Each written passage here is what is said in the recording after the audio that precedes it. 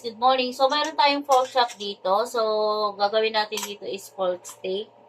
So, binabad muna natin siya sa kaunting toyo, kalamansi, may paminta, at saka kaunting sugar.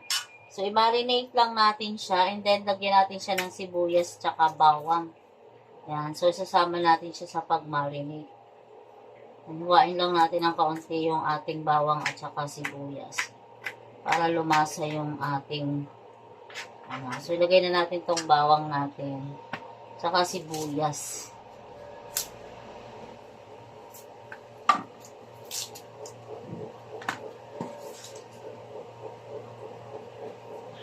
So, pag na-marinate natin, konti, saka natin siya lulutuin. Nagustuhan kasi ng asawa ko yung pork steak.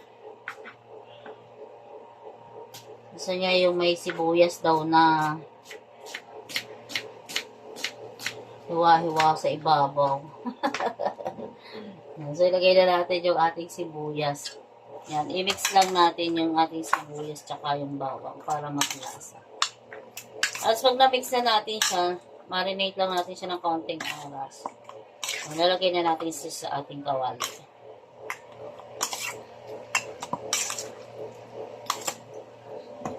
Luto ng ating pork steak. So, ito, naglagay ako ng kaunting mantika. So, painitin lang po natin yung ating kawali. Yan. Kapag mainit na po yung ating kawali, lagay natin yung ating sibuyas tsaka bawang. Para maano natin yung isa.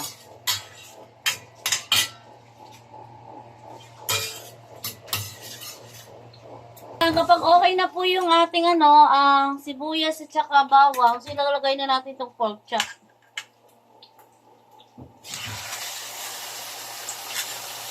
Ewan ko ba't gusto lang asawa ko itong pork stick na naman.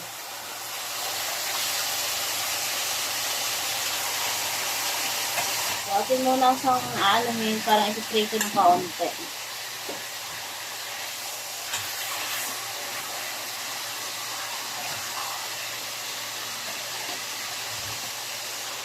Lahat ko na para isang lutuan na lang. Hanggang bukas na kung may matira.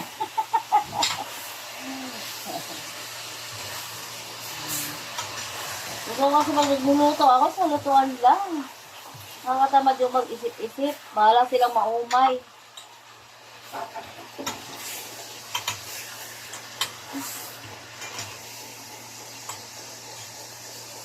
So, pag nasangkot siya na natin siya, tatakpan natin muna siya para maluto. Para lumabas yung sarili niyang katas. Tapos, i-low fire nyo lang po. Low fire. Para hindi siya bigla yung pagkaluto ng ating karne. Yan.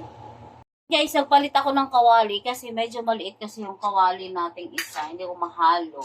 So, ilalagay na natin tong yung pinagbabara natin sa kanya. Tapos, palalambutin po natin yung ating nilagyan ko po siya ng kaunting tubig para lumambot ang ating karne. Tapos takpan lang po natin.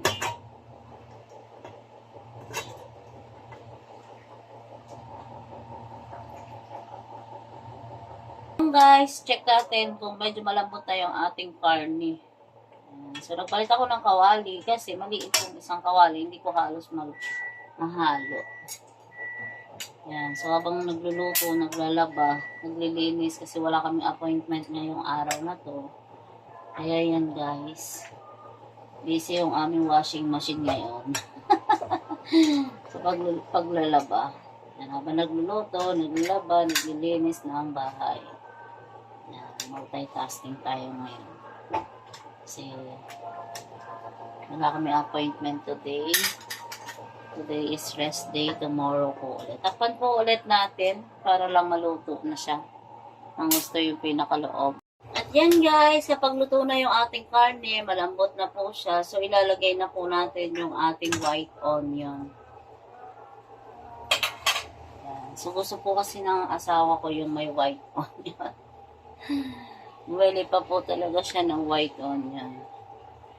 Yan. Para daw po, mas masarap.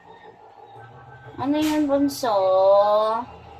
Naman, mamaya na. Binigyan naman kita ng pagkain mo eh. Ayun na, meron ko ng food. Mamaya, hindi pa ito luto. Baba muna. Kaya yung aking mga pusa, kapag nagluluto ako, mahilig silang dumi pa. Kaya nanghihingi, ibig sabihin, nanghihingi po sila ng pagkain na aking niluluto. Kaya minsan minsan niloloko ko rin sila.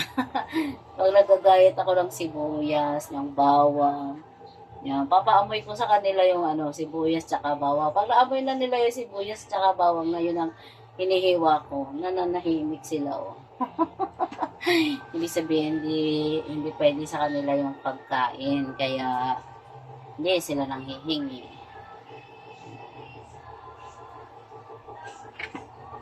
So yan, gusto ng asawa ko yung maraming sibuyas na puti pag ganitong pork steak. Kasi, ewan ko sa kanya, ba't gusto niya yung madaming sibuyas. Tapos, lulutuin lang natin siya ng kaunti. Ang ating sibuyas.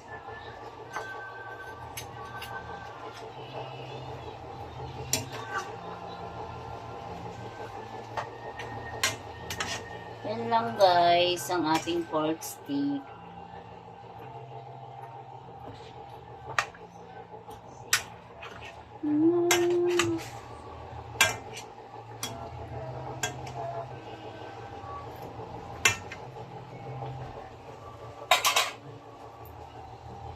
At yan guys, luto na po yung ating pork steak. So yan po yung ating luto. So dito niluto sa ating medyo malaking kawali para nakahalo siya. Salamat guys sa inyong panonood. God bless po.